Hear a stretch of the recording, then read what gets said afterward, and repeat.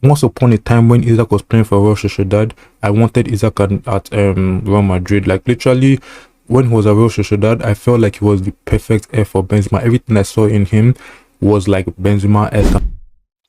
Yo, you guys, what is good, man? Welcome back to Real United Talk, where we talk about all matters Real Madrid and Man United. This is going to be a real talk episode, and today we're going to be talking about a trending topic in football right now, which is Alexander Isak. So obviously everybody knows right now that Isak has requested a move away from Newcastle. You know, Liverpool kind of like shook tables with the whole like going for him and everything, because at the beginning of this season, like at the beginning of this transfer window, sorry, like there was no sign whatsoever that Isak had any plans on leaving Newcastle. Like honestly, like going into this transfer window and everything, like Isak almost looked like untouchable. He almost looked untouchable. Like there was just no sign whatsoever of him leaving Newcastle. You know, Newcastle qualified for the Champions League. Like, you know, like as much as they've been a bit quiet in the transfer window, like, you know, it looks as if they have ambitions. You know, they've tried to actually sign big players. You know, they tried to sign Mbeumo, they tried to sign Delap, they tried to sign João Pedro, they tried to sign like multiple players to just show intention and everything. They were trying to sign different strikers as well. You know, they tried to sign Ekitike, and like, yeah, it just didn't work out and everything. You know, every team has just kind of like beat them to it. Like all of this has just kind of been like a humbling experience for Newcastle. You know, the amount of players that, like, you know, they haven't gotten based on, like, you know, other teams that wanted them. Liverpool wanted Ekitike, Man United wanted Mbeumo, Chelsea wanted Delap, Chelsea wanted João Pedro, you know, and like it's just like a humbling experience for Newcastle overall. But like now the most humbling thing that's about to happen to them right now is that Isak apparently wants to leave, and he's like adamant about leaving. He's adamant, like he really wants to go. And I don't blame him for wanting to leave. I would say that like it might be coming a little too late. Like I think that like if he had done this before, like if I had done this before Liverpool signed Ekitike, for example, like Liverpool could have invested all their money, every single cent that they have in their account. I don't know how much that is to sign Isak and everything, but now that I've signed Ekitike, the Isak deal is going to be a lot more difficult, because like where are they going to get the money from? Isak will cost them what, about like $150 million or something, or sorry, pounds or something like that. Like where is that money going to come from? You get me? Like honestly, I think it might have come a little too late. Arsenal have already signed Gyökeres, Liverpool have signed Ekitike, Man United don't have the money, City have Haaland, Spurs, I don't think they have that money, Bayern have Kane. The teams that can sign him potentially and are like, you know, like the ambition level that he's at, like, you know, like they just can't. Like nobody has the money for that right now. The only team that might have the money to do that right now is Real Madrid, which is now the trending topic. Should Isak be going to Real Madrid? And the main reason why Isak is getting linked to Real Madrid is obviously, like, you know, big name player wants to move away from like a smaller team, one of the biggest names in the world, a player that can arguably start for any single team in the world right now. Like, you know, any team that he goes to, he's probably going to start for them. So like, you know, that type of player is free on the market right now. A lot of teams cannot really afford him and everything.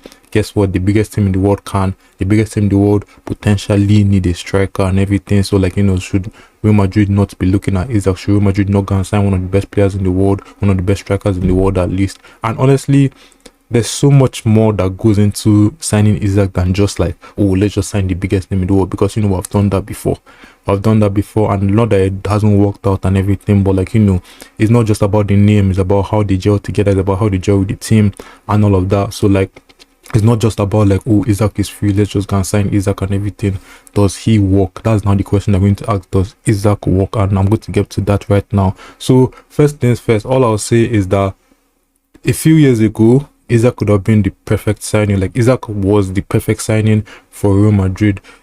Once upon a time when Isak was playing for Real Sociedad, I wanted Isak at Real Madrid. Like literally, when he was at Real Sociedad, I felt like he was the perfect air for Benzema. Everything I saw in him was like Benzema-esque, and I was like, this guy was perfect for to replace Benzema when Benzema is leaving and everything. Obviously, maybe if you had signed him then, you know, his development would have kind of like been stunted and all of that, because like, you know, Benzema kind of like came about, like, you know, he got into his own, became Ballon d'Or Benzema and everything. So like he would have been on the bench a bit, or, you know, they'd have tried to play him the left wing like Newcastle did at first and everything. And like, I don't know how his development would have been if he had gone to Real Madrid so early. But what I would say is that like once upon a time, he was the perfect heir to Benzema. He was the guy that we should have been looking for. And it's so crazy because like if Real Madrid had waited just one more season, like, you know, if Mbappe had like kind of like delayed his move to Real Madrid for just one more season, like Real Madrid would have honestly like deaded it. And if this had happened the transfer window, they would have gone for Isak, and then it would have been a perfect pairing, because I do think that Isak would be like perfect for Real Madrid if like Mbappe wasn't there, like an Isak Vini kind of situation. I think that would be perfect, because Isak has Benzema's profile. Like Isak is Benzema's profile. Isak is literally Benzema's like when you're talking about like, oh, the next Messi, the next Ronaldo, the next Benzema is Isak. Honestly, like maybe in terms of selflessness, I won't say he's as selfless as Benzema, but like just the general profile of player, just the type of player that he is Benzema. Just the way he plays. Like if you watch Benzema and you watch Isak, you're watching almost the same player. By the time Isak goes older and everything, you're going to see like literally everything just being the same. By the time like he slows down a bit, maybe he's not as fast and everything, you're going to see exactly the same player. The skills, the way they kind of like drift around the pitch, the way they kind of like drop deeper to link up the play, like it's just a whole thing. Like Benzema and Isak are the same player, which is why I profiled him when I was at Real Sociedad now, which is why I felt like he was the perfect move to Real Madrid at that time. But like times have changed, times have developed and everything, and honestly it's just not that simple. First things first, Isak could be an expensive signing. Like Isak could be expensive, and yes, Real Madrid can afford expensive. Real Madrid have afforded expensive and everything, but like it would be so expensive for a signing that like would it work? And like I said, I'll get into that, but like I feel like if we're signing Isak from Newcastle, obviously like we're not like Premier League teams. Like Newcastle cannot really bully us into like paying a stupid amount of money, but I think 150 million is like a fair asking price for Isak, given like the way the market is right now. I feel like Isak is like levels above all these other players that have been signed. Maybe like he's on that level of like, we're talking about like all these signings, you're talking about like weight. I think it's on that level of like weight and everything in terms of like the amount of money that you pay for Isak. So I do think that like that 130 to 150 million range, that's what they're looking at for Isak, which is a fair asking price. Honestly, like Isak is worth that money, but like it will be a very expensive signing, because it's not just about that. It's not just about how much you sign Isak for. People forget the wages that come with it as well. People forget that when you sign a player, you need to pay them wages, and Isak is a player that will demand, well, I'll say like 300k, 250 to 300k a week if you were to. Obviously, like I said, like nobody can really strong arm Real Madrid, and if Real Madrid came knocking, like I don't think Isak is going to try and do anything to like make that not happen. I think that he'll do everything in his power to make that happen, even if it's like maybe not taking 300k. I don't think Isak is going to be like, oh, you don't pay me 300k, I better not come in. I don't think Isak is going to do that when he's Real Madrid knocking, you get me? So yes, like they can like kind of negotiate on the wages. Yes, they can negotiate on the transfer fee with Newcastle and all that. Like they're not directly competing with Newcastle. So like Newcastle is not threatened by them. Newcastle is not going to be like, oh, since that and everything, like, we're going to take as much money as you from as possible.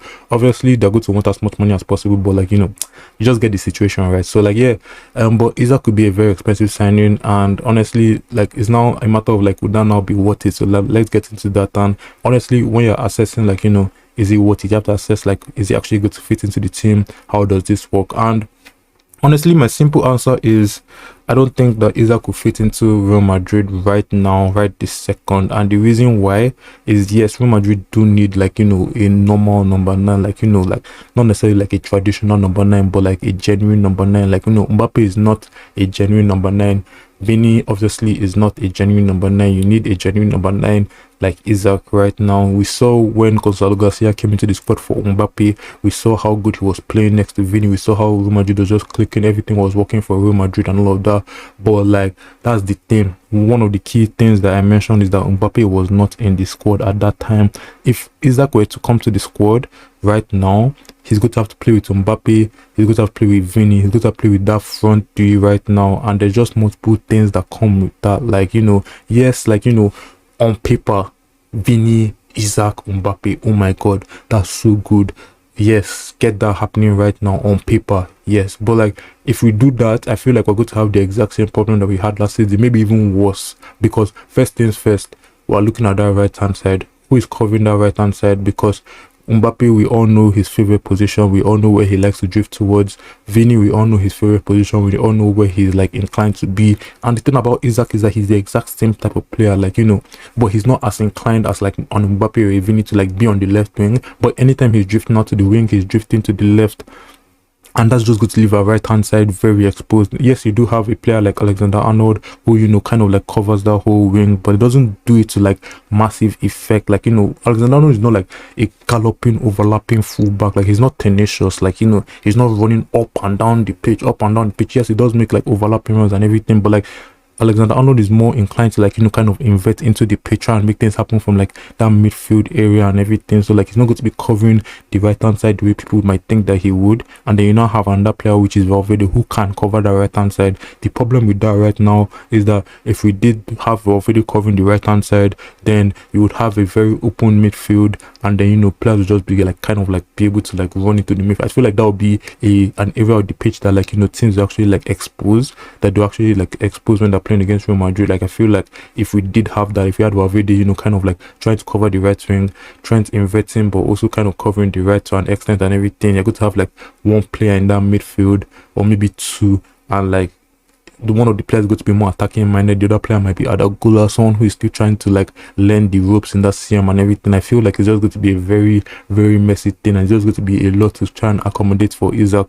So Isak would be a good signing because, like I said, we do need that number 9, but Isak would only be a good signing if one of Vini or Mbappe were to leave or sit on the bench. That would be the only way that Isak could be a good signing. And the thing about it is that we all know that's not what's going to happen. Like Vini, Mbappe and Isak are going to play at the same time. Like let's be real, we all know that this is what is going to happen, because we saw in the Club World Cup that Xabi tried to make, you know, the whole Vini, Mbappe and Gonzalo Garcia thing work, which is kind of what got us eliminated from the Club World Cup. Not directly, I'm not blaming Xabi Alonso for that, for trying to make something like that work, but I'm just saying that like that's kind of like affected our game, because, you know, we had something working before, and then, you know, Mbappe came to the squad obviously, so we have to get him back into the starting 11, and like, you know, Gonzalo Garcia has been playing so well that like we can't put him on the bench, so it's like we had to try and make it work and everything, and it didn't work. So I feel like that's exactly the situation that it would be, where Isak could come to Real Madrid, and then we're going to have to try and make the whole Vini, Mbappe and Isak thing work, because none of these players by name are sitting on the bench. Like this one is never a matter of like how good they are, how good they've been and everything. By name alone, like let's be real, like when we're talking about football, we're also talking about names, we're talking about ego and everything. None of these players are sitting on the bench. You're not putting Mbappe on the bench, you're not putting Isak on the bench, and you're not putting Vini on the bench the way we're putting Rodrigo on the bench. Out of all these players, if they were to bench somebody, you know, if they were to say, okay, this isn't working, let's bench one person, we all know that like out of all these 3 players, it's probably be Vini. Not because Isak is better than Vini, but Isak is the number 9 and everything, and Vini and Mbappe are more inclined to go to that left wing. So like if they were to bench one of Mbappe or Vini, it would probably be Vini, right? But the thing about it is that like I actually do think that Vini and Isak work better than Mbappe and Isak, like, because Vini, like I said, like we've seen Vini play with Benzema. Like I said, Isak is Benzema's profile. So if Vini worked well with Benzema, Vini will work well with Isak. I don't want to get too much into the tactical breakdown of that, but like if Vini worked well with Benzema, Vini will work well with Isak. It's just kind of like 2 + 2 is 4 kind of thing. Mbappe on the other hand, he will work well with Isak, like, you know, he will be able to like, you know, have that like link up play and everything. But I think that in general you would kind of have like a similar kind of problem and everything, for 2 reasons. Because number one of the first things I said at the beginning of the video is that Isak is not as selfless as Benzema was. Isak is not as like, you know, let me allow this guy to kind of like do his thing while I just like sit in the back, like the way Benzema kind of did when Ronaldo was doing his thing at Real Madrid. So like Isak is not as selfless as that. Like obviously he has his moment of like creating for the other players, he has his moment of like, you know, stepping aside so that someone else can like do that thing, but like Isak is not as selfless as Benzema. So I do think that like if Isak and Mbappe were to play, one of the like they will just kind of get into each other's way in similar situations. Like, you know, sometimes Isak might want to drift to the left, Mbappe might want to go to the 9. Yes, that might work 1 or 2 times and everything, but in general, like I feel like you see times where like Isak is just kind of like in the way of Benzema, of Mbappe, and Mbappe is just kind of in the way of Isak. And I think that more time it will be Mbappe getting in the way of Isak. And the thing I've said about Mbappe in the past, and the thing I don't love about Mbappe, like he's willing to be that guy that like I don't know how to explain him. Like, you know how Ronaldo was kind of thing when like, you know, he was kind of like taking Benzema, like Benzema is playing 9 but he's still like going into that 9 position, kind of like taking Benzema's spot in that box and everything, kind of like making Benzema have to like drop deeper or drift out wide so Ronaldo can do his thing while the other area of the pitch is still covered and everything. The thing with that is that like as Ronaldo was doing that, he knew what came with it. He knew that okay, I have to compete in the box for crosses, I have to like be winning because I have to win. Like I have to do all these things. Like I cannot be coming short for crosses and everything. I have to like actually go in a good position and do it like a traditional number 9 would.